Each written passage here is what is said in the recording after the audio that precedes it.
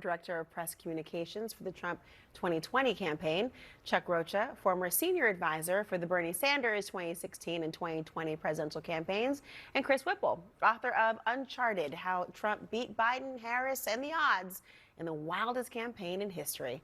Chris, I want to begin with you because you just heard in many respects Biden denying allegations of cognitive decline. He said the reason that he dropped out was solely because he didn't want a divided party. Now, you spoke to former Biden allies for your book who say otherwise. What's your reaction? Well, you know, Joe Biden is right when he says that the reason he dropped out was because of the Democratic Party leadership. I mean, I write all about it in Uncharted, those final days at Rehoboth Beach in that fateful weekend of July 2021, 2024. You know, the truth is that his closest advisors were ready to die on that hill with Biden and run for re-election. And at the end of the day, the reason he dropped out is because they knew that come Monday, or maybe Tuesday at the latest, Nancy Pelosi and the rest of the Democratic Party leadership would go public with what they had already been saying privately. So that was the gun that was pointed at Joe Biden's head and the reason ultimately that he got out. You know, Chuck, he was doubling down as well, that he still believes that he could have beat Trump in the election. He didn't have the donors, did not have the party leadership behind him at all, but his poll numbers against Trump also said otherwise. I mean, do you agree that Biden had a shot? I worked on 25 House races and 4 Senate races and had polling in each one of them saying that he wasn't going to win. That's why he got out. The people around him told him that.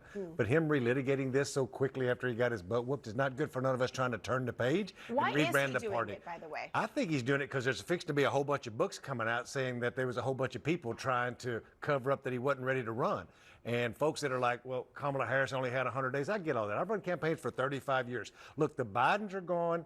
The Obamas are gone and the Clintons are gone. Democrats, you got a chance to rebrand and start over. Let's do that. And I think he does us no favors every time he goes out there and starts talking about this. Erin, one of the things he said is, you know, he was asked why he thought Vice President Harris lost. And one of the things he said was that he wasn't surprised because Republicans, quote, went the sexist route.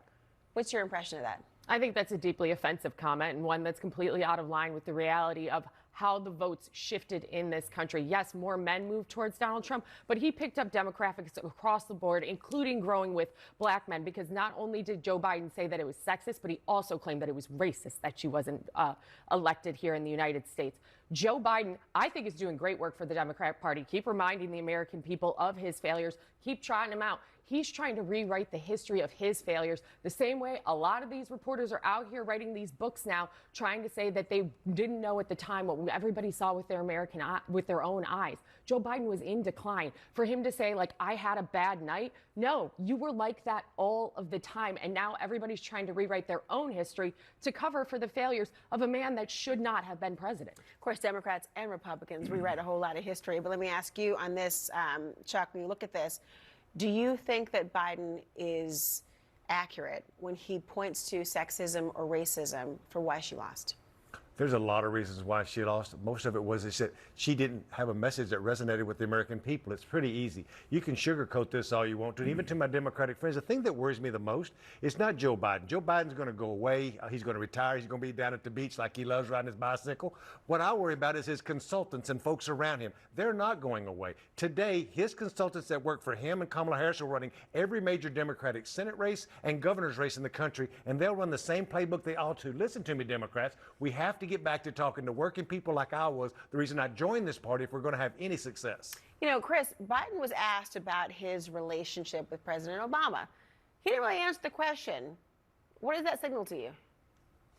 Well, you know, look, it's a complicated relationship, and at the end of the day, as the walls were closing in, it was really Shakespearean. I mean, he really felt absolutely betrayed by Barack Obama.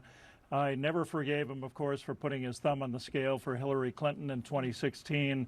But his best friend, one of his best friends, told me that the thing that really got to him in the end was that while Barack Obama was maneuvering behind the scenes, he never picked up the phone, called Joe Biden and said, hey, listen, buddy, are you sure about this? And shared his reservations about him as a candidate. And I'm not sure that he'll ever get over that. Erin, you know, as much as Biden is talking about this election, Trump has also focused on Biden recently and has continued to attack him on a regular basis when taking questions on his own record, as you know. Do you think voters still care about this dynamic between the two of them?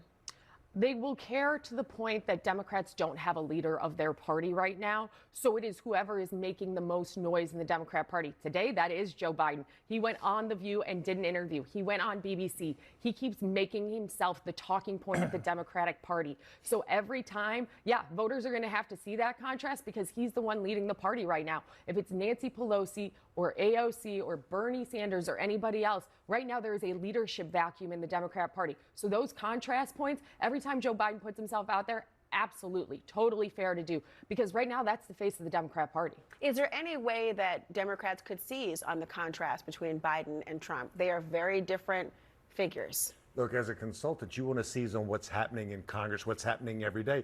To win an election, you have to give the voters reason to fire the Republicans, which we've been doing for 8 or 10 years. But the thing we've been missing is, why should you hire us? Well, you got to do both at the same time. If we're going to win in the midterms, we're going to win in the midterms. The question is how much? Is it by a little bit or is it a lot? That's what's going to happen in the next 12 to 16 months. Is that message out there? Does a real leader emerge within our party? And do we do things a little bit different to get non-college educated brown guys in cowboy hats to start voting for Democrats again? There's a Biden question, really, that Sure. whoever emerges as a leader, and frankly, as the midterms approach, Democrats are going to have to answer the Biden question. It doesn't seem to be going away, including his own statements about it. How should they answer the Biden question? Say it's time to move on. The Bidens are gone. The Obamas are gone. I'm telling everybody right now, it's a new day. I wrote an op-ed yesterday that I hope gets published tomorrow that says, look, the first thing you have to do is admit that we went down the wrong path and that we're going to recenter our party where the party started with its values to get guys like me again to vote for this party who work with their hands every day.